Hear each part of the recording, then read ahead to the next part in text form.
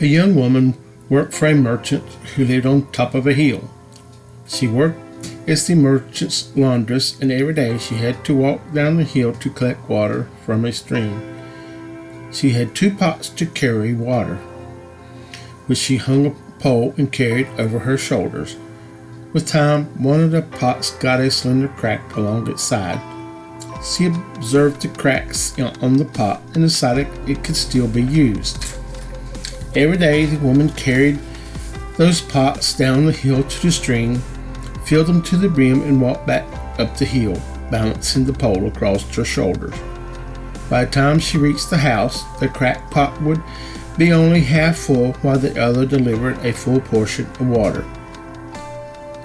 The cracked pot glanced at the other pot and saw water filled to the top, and it began to feel desolate. The full pot was proud of its accomplishment, while the cracked pot felt ashamed and miserable that it was able to accomplish only half of what it was meant to do. After a few years of what the cracked pot perceived to be a failure, it spoke to the lady. "I apologize for my flaws. The crack on my side has made me useless. I spill half the water. I'm of no good," the pot said. The lady felt sorry for the old cracked pot, and she said, "But pot, you don't understand. You haven't been paying attention. Look around you.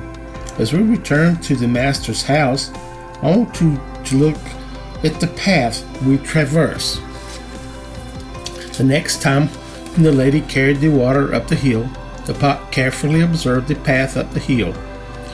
For the first time, the pot stopped looking inward and instead looked out.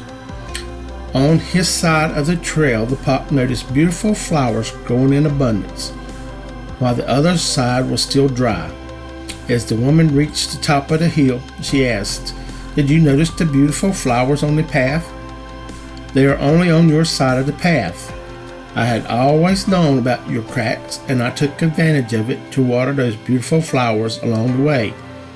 Without you being just the way you are, the path uphill would not have this beauty." The cracked pot was overjoyed. All its sadness was gone.